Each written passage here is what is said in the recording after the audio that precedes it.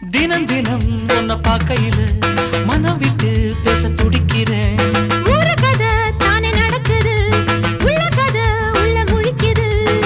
பார்க்க வரும் முன்னே துணிவது இருக்கும், பக்கம் வந்த பின்னே வெட்கமது தடுக்கும்.